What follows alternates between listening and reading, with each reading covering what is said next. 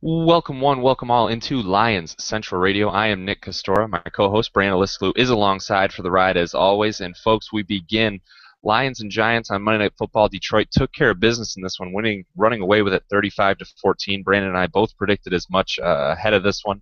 We'll break it down. We're also going to get into the news and notes of the week, some injuries that have happened, some players that the Lions have worked out, and then we'll look forward to the Panthers game as well. Detroit and Carolina are going to square off on Sunday at 1 Eastern time.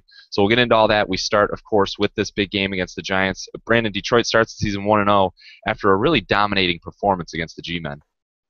Yeah, you have to be happy with the way that came out, and not the way it started in particular. But do you remember what your actual point score was? Yeah, I had 34-17. Okay, so yeah, yours was actually even closer than mine. I had 38-20, I think, and a reader pointed out, because I did that game-by-game predictions that you love so much, I had 34-14. Right frickin' there. If they would have just not gone for two and rubbed it in, I would have been golden.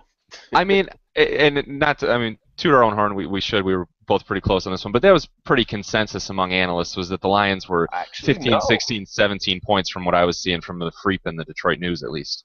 Well, I guess, and I tweeted out or retweeted the pictures. Everybody at ESPN picked the Lions, so I guess you're right. But I got a little scared before the game. I read a few betting columns because, I was thinking about it, and every sharp was just hammering New York. It's like, am I missing something? I lost all my confidence. I may or may not have won some money off of our Leos in this game. I'm just going to say that. Well, that's great. Well, I'll go ahead and notify the IRS. Let's dive into the game this way. Your biggest overall takeaway, what when you are going to reflect on this game, what's the biggest thing you learned? Well, the halftime adjustment. The Lions went into halftime with, I think it was 8 penalties for 85 yards, if I'm not mistaken, and I probably had that stat up, but of course I don't. But the point is, they even had more penalty yards than the Giants had total yards. I think it was 85-75. The only drive that the Giants scored on was completely penalty aided, although that's roughing the punter, he might have been blocked into him. He was thrown into him. It looked like he was blocked into him. I watched a little bit of the tape. I couldn't get all the way through it because the NFL doesn't like to release it until 5 days later, whatever ridiculous notion. They've got their hands full at the moment, but continue. Well, that's the thing. They took so long to release that video. You think they would try to institute a new policy? But yeah, to me, it was the fact that Caldwell, I don't know what he did, what he said, or how it happened, but this team changed direction at halftime. No penalties in the second half and completely throttled an inferior opponent. Maybe that's what Jim Caldwell brings to the table. Maybe it was dumb luck. I don't know yet, but for now, that's what stood out to me the most. Yeah, I mean, it's obviously a small sample size, but your number was spot on. It was 8 penalties for 85 yards, none in the second half. I mean, there's a lot of good things to look at here, including the turnovers. They didn't have any, which is always fantastic. But my biggest takeaway, I think, was just efficiency overall. Third down efficiency in particular. This team was 10 of 15 on third down. They moved the ball when they needed to, and they moved it frequently. I mean, it was against a really porous Giants defense that didn't look good, and I don't think they're going to most of the season. Jason Pierre-Paul was taken out early in this game, and there just wasn't a lot of pressure from their D-line.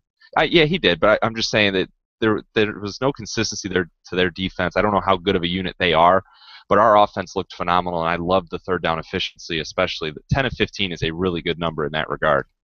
Oh yeah, I have to agree. That's we're going to get into the MVPs and whatnot later, but that's one thing that stood out to me too was not just the efficiency and obviously the smart execution, and by picking them up with the efficiency that you talked about. Let me just repeat that word again, I guess. But the smart plays of throwing the ball away, not just living to play another day. Even if it's third down, we're not going to force it in there and create a turnover in our own field, kind of a la Eli Manning. So that was really impressive to see and really important to see in this first game. Well, and it sounds like it's something so simple to say, but it's been a problem with this offense in the past. So just to make the smart and sometimes the easy decision to either throw it away or to take the sack, what have you, just seeing those smart decisions is a big improvement for this offense. Yeah, I have to agree. One thing we didn't see out there, though, my man Ryan Broyles, I was a little surprised by that move. Caldwell obviously was asked about it, considering Ryan Broyles caught every pass that was thrown his way. He looked like somebody who could really contribute to the offense. But Caldwell said he wasn't on the active roster. Neither was Kevin Ogletree, although Corey Fuller was, due to the game plan. It just didn't call for enough wide receivers. So I guess that gives you a little insight into where the depth chart is. Yeah, I mean, to not call for enough receivers and then have Fuller ahead of both Ogletree and Broyles, I thought it was confusing, I guess, to say the least. I mean, I was in the stadium, so I didn't know ahead of time or see ahead of time that it was going to be Fuller ahead of either of those two, and I was surprised by it. He didn't have an impact. He didn't have a catch or a target in this one. I thought Broyles looked really good in the preseason. He seemed to be 100% for sure, so I don't really understand the decision. I mean, it's not a major gripe, but confusing, I guess, would be the word.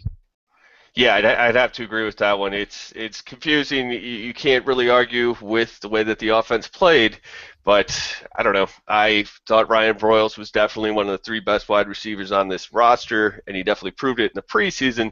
So why he wasn't out there was very confusing to me. Yeah, and it's something we'll watch moving forward. I mean, it's a small sample. It's only the one game, but we'll see what he does and if he's in there against the Panthers or if the game plan once again calls for a Broyles-less offense.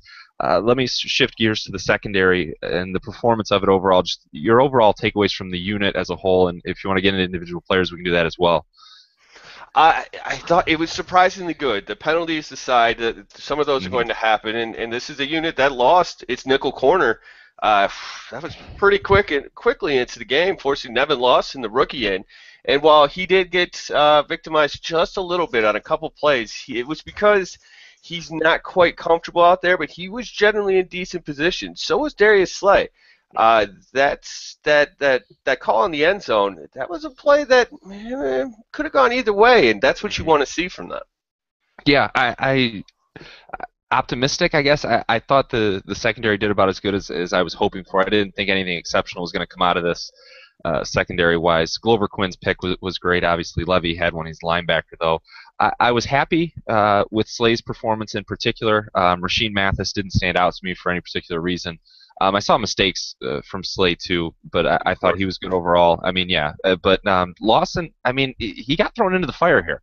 He wasn't expecting to see as many snaps, if any, in this game as he did, but he stepped in, and I thought admirably for the position he was in. He didn't look good or even great, but he was competent out there. And to not be overmatched or overwhelmed when you're thrown in this quickly, I thought was very good for Lawson. Well, in the grades, I love Pro Football Focus and their grades. Mm-hmm. They really bear that out. One interesting thing to note, Lawson played as many snaps as Sue. Right. So just to really put in perspective, they both played 51 snaps. He graded out at about a negative .5, which anything in between the twos is pretty much average. Anything above that, and you're playing very well. Some of the other guys, well, actually, everybody in the secondary, save for the strong safety, which was Abdul Qudus, graded above a 2. So you do have that going for you. They really played well. I was pleasantly surprised, but then again, he's on the Giants, so who knows? Right. But they tackled well, and they were able to keep Victor Cruz in check for the most part. Yeah, I mean, you have to temper it somewhat because it is against the Giants, which is a passing game that very little is expected out of this season. And with Abdul Qudus, we don't know how much we'll see of him with the Iadebo situation. We'll monitor that. But we touched quickly, and you mentioned it, that lost Bentley early. Well, he's lost for the season, folks. Bill Bentley's done, and so is Corey Hilliard. So that's two major names that come out of Week 1, and the Lions have lost him for the season. After a relatively injury-free preseason, two guys go down in Week 1, and so the Lions signed Garrett Reynolds for the offensive line. Lawson moves up the depth chart. This is a big shakeup after just 1 week of action. Yeah, it's scary, especially because Hilliard was in the game because Lee Adrian Waddle supposedly has a calf strain or something like that. It's what they're calling it. Mm-hmm. And so he's already out there. The Lions were actually talking about using Brandon Pettigrew. Hilliard in a soldier, I mean, just what a warrior. He played on a Lindsfrag fracture that happened in the third quarter. Played the rest of the way, and that was during that dominating fourth quarter drive that we haven't even touched on yet, which is actually probably one of the most impressive things that coming out of this game. But yeah, the Lions were so far depleted as far as tackles go that, well, you almost saw Pettigrew out there, and with his hands at times, maybe that's not a bad move for him. I mean, before we hit that, just as far as Hilliard goes, that's just incredible that he stayed out there and he managed to stay on the field. And I mean, I was up in the far, I was up in the third deck of the place, so I really didn't have a good look at Hilliard as it was. But I mean, I don't think he didn't get taken advantage of, or he didn't look bad enough where there was a glaring notice that he was very seriously injured. So major kudos to Hilliard for finding a way to finish out this game, even if it probably wasn't in his best interest. Yeah, agreed. I mean, obviously he's done for the year. He was probably, aside from Morford, the best lineman we had out there. That's that's going to come up here in a little bit as well. Actually, it probably dives directly into, well, there was just a lack of rushing attack all over the place. Neither of our boys, of course, we had the Bush versus Bell bet as far as for fantasy terms. Neither of our boys did very well. No, this isn't going to be a rushing game that you look back on fondly. Joique Bell's numbers: 15 carries for 51 yards, so he averaged 3.4, and he had a TD. Reggie Bush, 9 carries for 15 yards. It was 1.7 average, and really just throughout the first half, you could tell the Lions were trying to establish the run. I mean, they kept going to it, and it was just line of scrimmage stop, 1 yard, maybe 2 yards. There was nothing to it. No matter which side of the offensive line they tried to run behind, they tried going to the outside a couple times. Nothing was there. Nothing was available. It was really tough to watch this rushing game try and get going. Well, and that's why, to me, the MVP of this game was easily Matthew Stafford. He Okay. was the engine that really kept his team going. We kind of touched on it earlier that he wasn't making any stupid plays, so no turnovers. He completed 69% of his passes. That's a significant jump from anything we've seen from him. 346 yards. He had the 3 touchdowns. The one was on that run where he knew he was going to get popped by Beeson. Like you said, he's amazing on third down. I mean, he was firing lasers with accuracy to Golden Tate. It was a beautiful thing to see. Yeah, he averaged 10 yards per pass completion in this game, which is just amazing the Per way they were moving. attempt. Yeah, I'm sorry, but the way they were moving the ball in this game, it just Stafford was exceptional. I mean, I have a different player obviously in Calvin Johnson, but I can't argue yours at all. I mean, they go hand in hand with each other. Calvin finished 7 catches, 164 yards, 2 touchdowns. His longest was obviously that opening drive, 67-yarder, where somehow Calvin Johnson ends up wide open. And it's not somehow; it's because Matthew Stafford managed to stay alive in that pocket and force the secondary to just get lost and confused out there. He targeted Calvin 11 times. I mean, the cog in this engine is obviously Calvin Johnson, and he did everything you needed out of him and more in this game. That diving, the second touchdown catch, the diving across the body in the end zone where Stafford finds him across the field. I mean, that's something that so few people in this league can do, and I think we take it for granted sometimes just how incredible he is. Oh, definitely take it for granted. We've been seeing it for years. But back to Stafford for just a second. One of the things that was also impressive is that you did talk about how he did target Johnson 11 times, which Hmm. is a decently high number, but nothing too crazy. I mean, it is a third of them, because the Lions only threw 32 times, which is kind of in itself astonishing. As this is a team that's led the league, I think, in pass attempts for at least 1 or 2 of the last 3 years. So that's Joe Lombardi. That's his influence, and that's what he wants to do. But Stafford, he was more of the point guard we needed him to be. He was making the smart throws, and granted, only 6 guys that came out of this game with a catch, and 3 of them only had a catch apiece. But that means he was looking for the open man. That's why he had Calvin with 7 receptions. You had Golden Tate with 6, and also Reggie Hands, earning his nickname, in a good way this week with another 6 catches. Yeah, I mean, and we'll get into that bet. That keeps me alive a little bit in our PPR thing, just because Reggie did have those 6 catches for 49 yards. He made himself a player in the passing game. I mean, he spread the ball around, but and it was, I mean, it was only 6 different guys caught passes in this game, and that's with Ogletree and Broyles not even being on the field. You didn't know where Stafford was going to throw the ball. Calvin Johnson was obviously the main option, and he always will be, but he didn't solely rely on him as we've seen him do so often in the past. Golden Tate was always there and ready to catch passes. Having Bush out of the backfield was huge, and then there was very light use of the tight ends, but just having the Johnson and Tate dynamic and actually seeing it throughout a full game, Tate is the perfect complement to Calvin.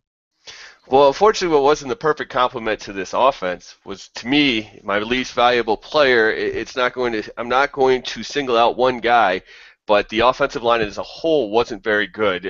Larry Warford accepted, and Corey Hilliard, like we said, wasn't too bad. But I believe that the Giants racked up 10 hurries in this game, which is somewhat surprising. Stafford doesn't hold on to the ball for too long. I think he, on average, got the ball out of his hands, 2.68 seconds this week, which is about mid-level. And you usually want to shoot for 2.5 seconds, but there were no rushing lanes. Riley Reiff was getting beaten like a drum at times by Jason Pierre-Paul, which is something that you kind of have to expect. Jason Pierre-Paul is one of the better players in the league, and he's especially athletic. But that doesn't bode well going forward, especially looking forward to this Carolina game with two great pass rushers. Yeah, when you look at the defensive stat line, New York only had one actual sack in this game. They had 4 tackles for loss, but the pressure was always there, and the fact that Detroit couldn't establish the run whatsoever in this game doesn't bode well at all moving forward. You're right in that regard. This is an offensive line that there's players that are better at pass blocking than there are rush protecting, and seeing Hilliard go down is scary as well.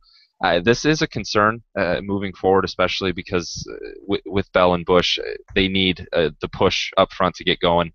I didn't like what I saw out of the O-line. I'm going to go with an extension of the offensive line with a tight end here, Eric Ebron, and this is a topic we debate it. We've debated it frequently on the program, and I think we will all season.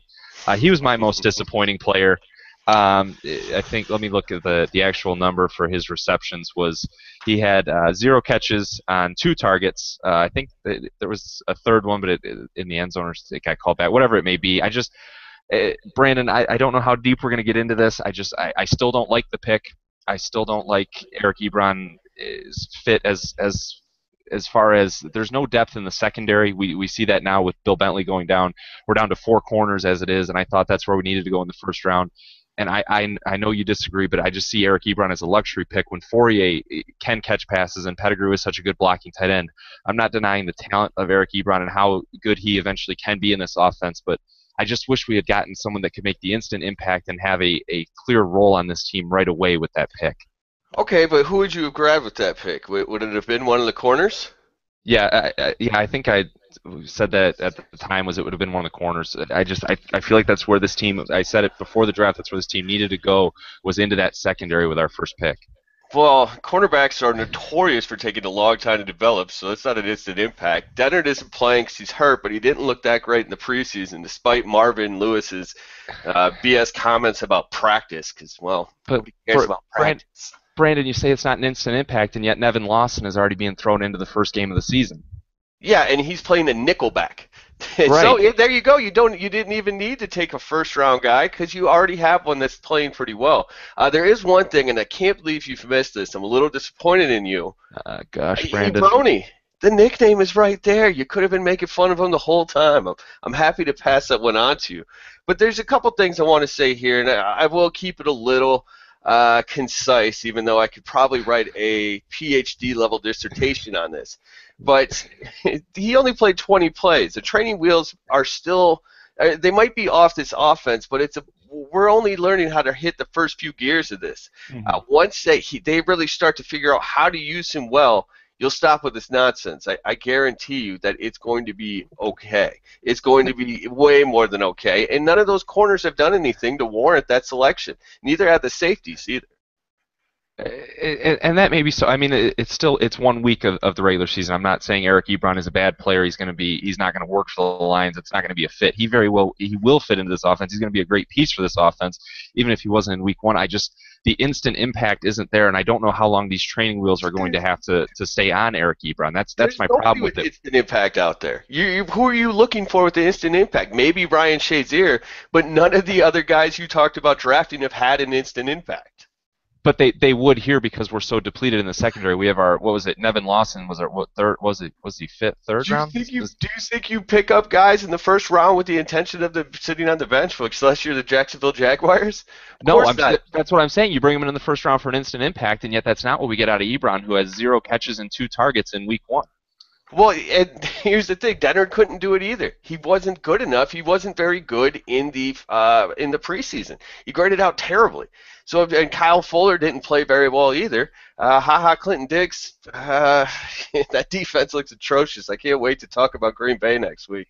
But this is an argument that's not going to end anytime soon or peaceably. We could pretty much guarantee that. So let's look to something that maybe should bring a little bit more of a positive vibe to the podcast. We want to recognize an unsung hero of this game. Who do you got for the week one, Nick?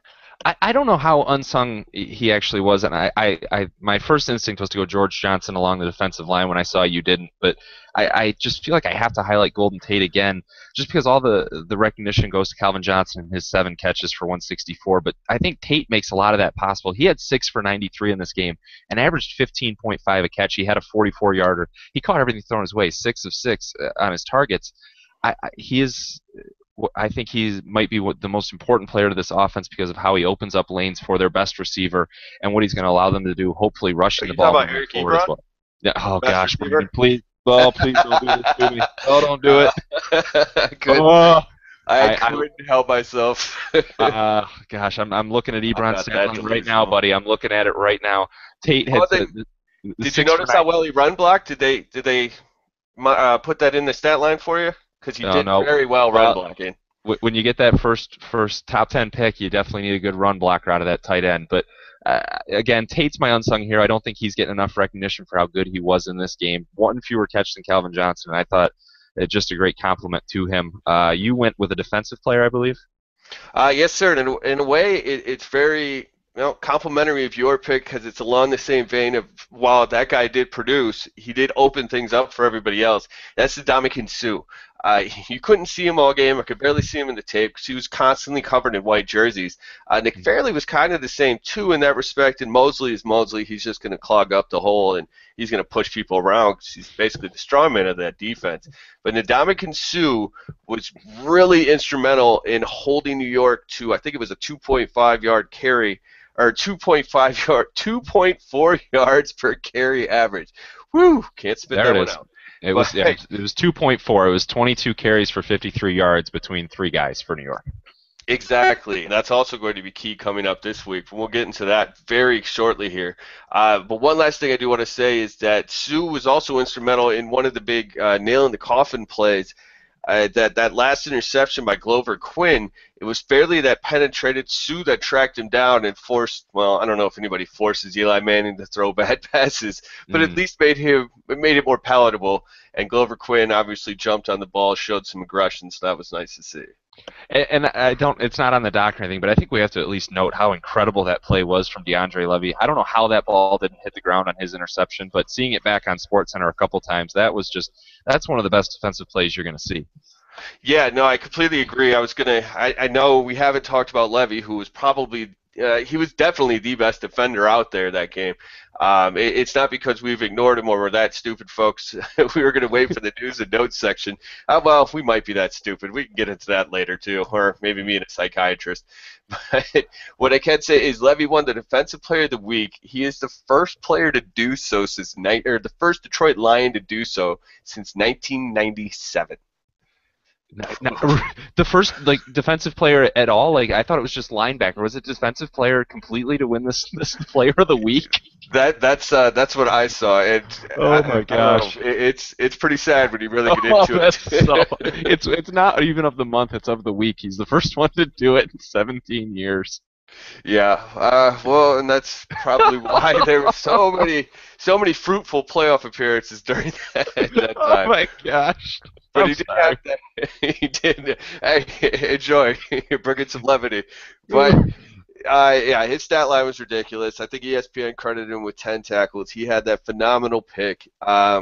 If he can continue to sniff out screens, I kind of wish I could go back and revise my bold prediction for the year because it probably should have said that Levy, he's got a real good shot at being an All-Pro if he starts to get the credit he deserves. Yeah, he should have been a Pro Bowler last year, and historically it's a year late for those first-time guys. So if he continues playing as well as he did in this game, I don't think it's a question as much as it is a certainty that he'll be a Pro Bowler.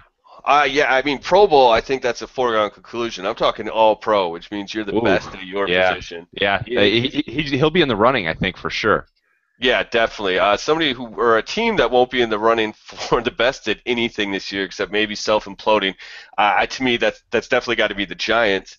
So, Nick, what do you think about? What can you take from this game? Is Detroit as good as they looked in this game, or is New York just that terrible? Yeah, I was trying to figure out if Detroit was better than this, if New York was worse than this, or if it's somewhere in the middle. And I think New York is just that bad. I don't know if they're going to be the absolute worst record in football, but I can't see them winning more than what 4 games. I mean, there just isn't talent on this football team. We said it going in our preview of this game. There just isn't any like what area of the game plan were they better than Detroit in, or are they going to be better than any opponent moving forward? I don't like New York in any aspect of their team. I think they're just going to be terrible this season. Well, I just came up with this on the fly, and yes, I agree with you. Maybe their corners are decent-ish. Um, what positions would you trade with them, like man for man? I think the only guy I would take is Jason Pierre-Paul. Yeah, I mean, you said their corners are decent. I'd look in their week right now. I mean, yeah, you find a role for Victor Cruz, but he's not even one of your top 2 receivers at this point. There's nothing on that roster that you go, I gotta have it, other than No. JPP. But I'm sorry, guys. I've been very neglectful. I understand that some of you guys are probably sitting there with your shot in hand. Are they Yes, sober? Ziggy Ansah did have a half sack. You know I noticed that. And he was generally a menace throughout the game. I really enjoyed watching him play.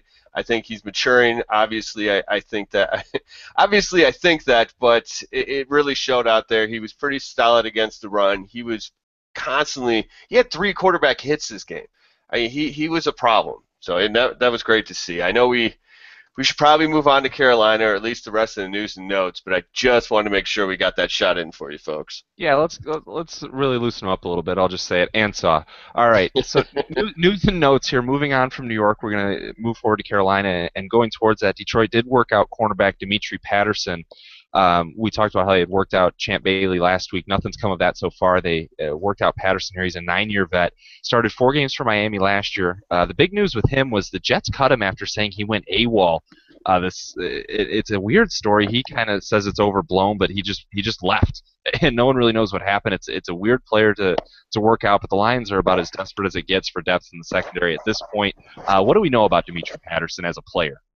Well, as a player, I dug up some stats on him. So last year, as you said, he started the 4 games, and I think he played in a total of like 9 or 10. He saw 31 passes. He only allowed 1 touchdown. He only allowed 18 catches, so allowed passer rating against him. So specifically when the ball is thrown to the man that he's covering, was 51.1. Pretty solid. He also had 4 picks last year. If you can average, 4 times as many picks as you give up touchdowns, you got to have some value, you'd think. Yeah, I think this is going to be, is he mentally capable? What did happen with the Jets, or does the team check into it and see where he's at mentally? Because as far as name recognition goes, he doesn't have nearly what Champ Bailey does, but this is a better football player if he is on the field, and who's going to grade out better and be more effective if you do bring him in. I don't know where he's at mentally, but I would much rather them bring in a Dimitri Patterson than I would a Champ Bailey. Yeah, I kind of tend to agree, except for the fact that I know what Champ Bailey is. Like, we know who he is as a professional Right. football player. I'm a little nervous about Patterson that nobody else Oh, has even absolutely. thought to pick him up. There's got to be something going on. It brings back shades of Titus Young. It makes me a Well, little yeah. nervous. He just abandoned his team and walked off. He says it's overblown. I mean, it's a pretty straightforward. He just left. Yeah, he said there's something about. I think he kind of alluded to something personal reasons, and they knew, but they didn't know. I don't Yeah. know. Whatever it It's is, shady. what I do know also, I want to throw out there. Stafford was nominated for the FedEx Ground and Air Award. He's definitely a deserving candidate. I personally think it's going to be Matt Ryan.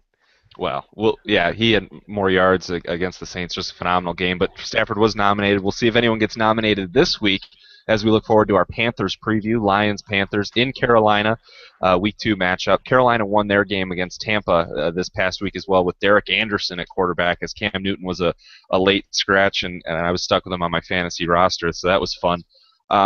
Looking at this game, Brandon, LaAdrian Waddle might be out. We don't know what's going on with him, so that's a huge concern now that we know Hilliard's done for the year.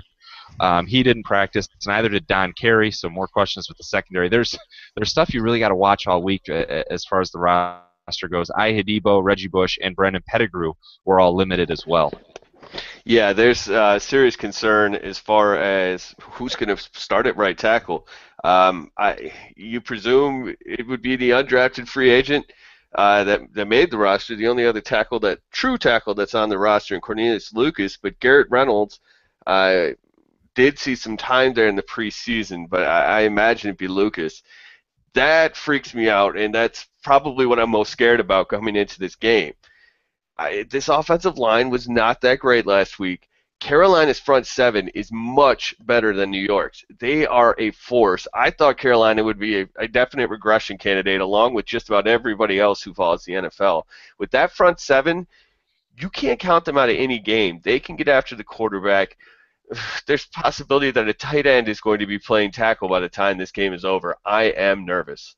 Yeah, and I guess we should at least mention we're recording this on September 10th, so it's Wednesday night. Greg Hardy missed practice for the Panthers today. He was meeting with his legal team. He has his own domestic abuse case going on, or it's ongoing. We don't know what the NFL is doing with that, or where they're even standing with that as of right now.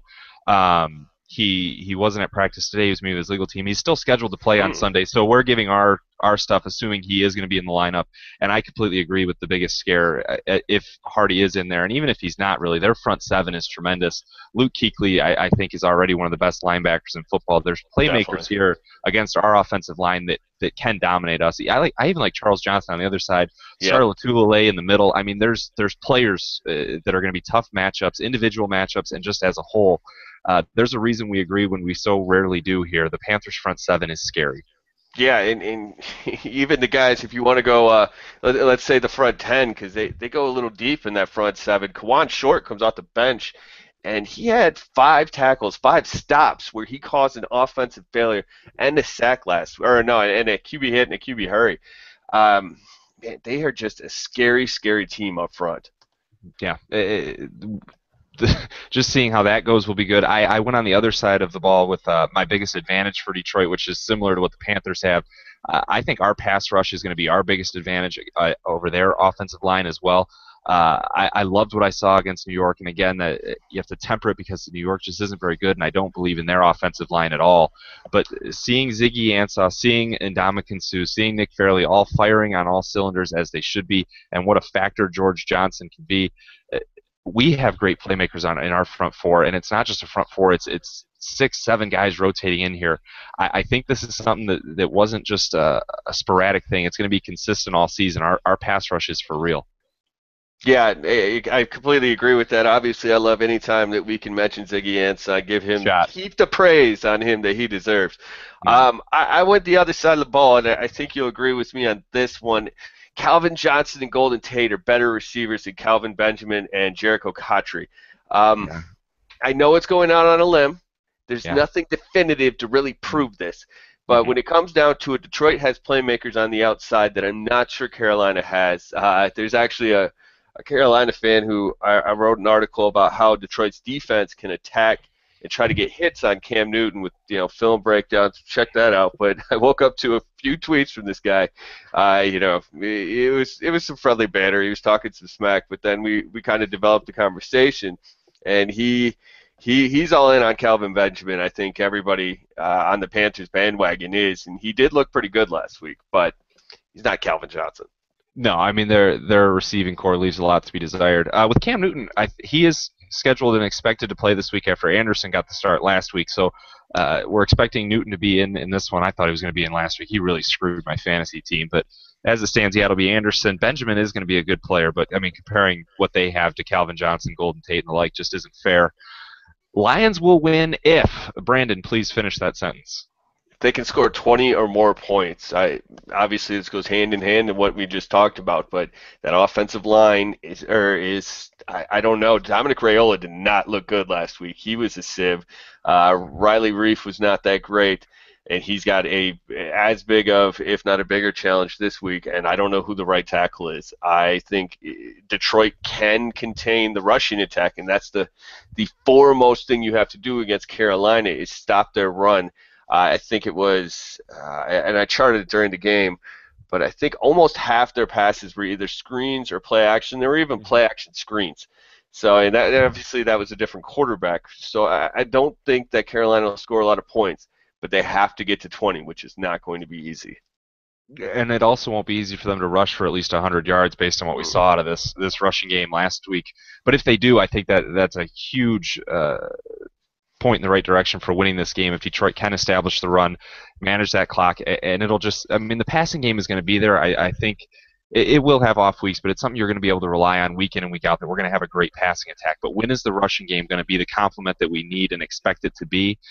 Against Carolina, you need to go make a statement against a really good front seven. If they rush for at least 100 yards, you're handling business against that front seven. Your offensive line is taking care of business. That'd be huge, and Detroit definitely wins if they rush for over 100.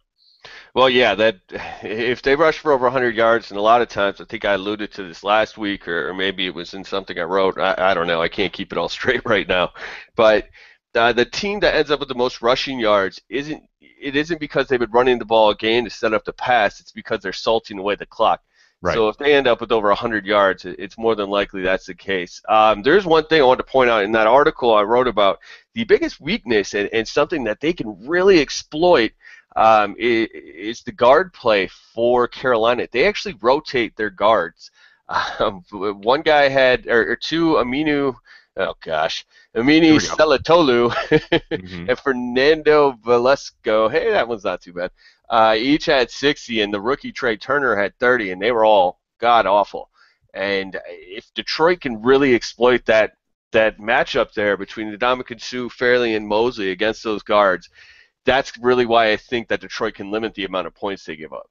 And does that lead to a Lions win in your game prediction?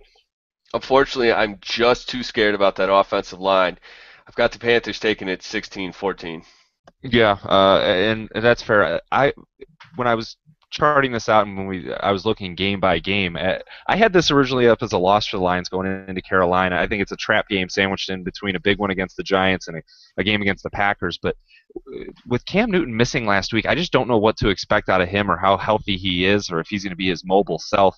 If he is, with his rib injury, if he's forced to just be a drop back passer who's 70, 80%, I don't know what he will be. But I think there's enough questions surrounding Cam Newton that I don't trust their offense at all, especially with their lack of receivers who can't take advantage of our weakened secondary. I think we're going to be able to take care of the business in the passing game enough that we win this one 24-14. I'm not as overly confident as I was against the Giants last week, but I really don't like where the Panthers are at quarterback-wise. Well, that leads us into our bold predictions, where I see here you have a 2-0 record you're claiming? Well, it's not a claim, it's a fact based on my bold prediction from last week, which was the Lions gaining over 400 yards of total offense and winning. I am 2-0, yes.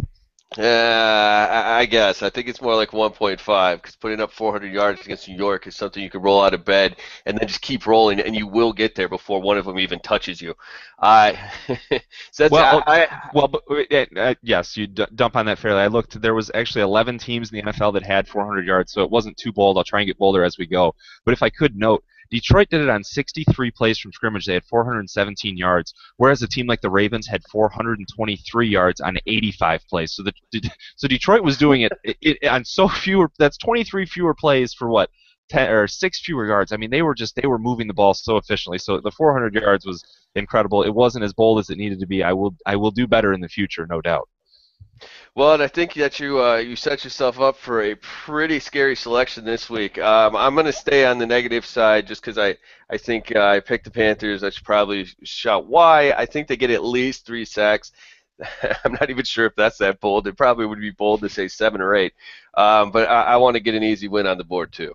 Yeah, well, after last week, you had 5 for Detroit. They ended up with only 2, so you're 1-1 on your predictions. You got to try and get back in the running. You don't want me to just take this thing running away too early, especially once Detroit wins this week, and that's a guaranteed dub for me.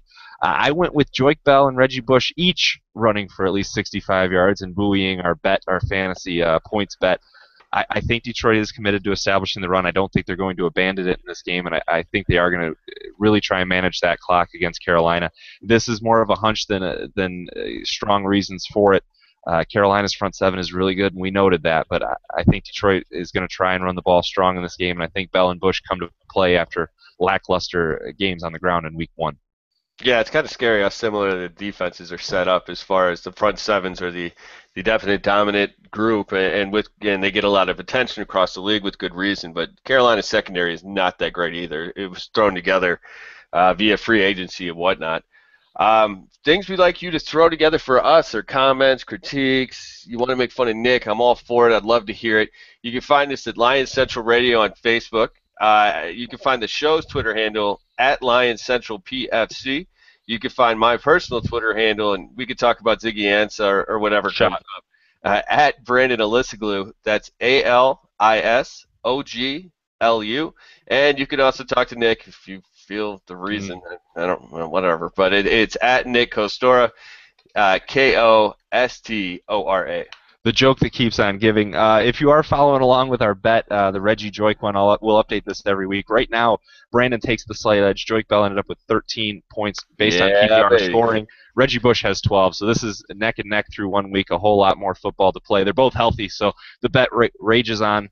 Until next week when we break down this Panthers game and look forward to a game against the Green Bay Packers, a huge divisional showdown. For Brandon Alisoglu, I am Nick Kostora. Thank you so much for tuning in to Lions Central Radio.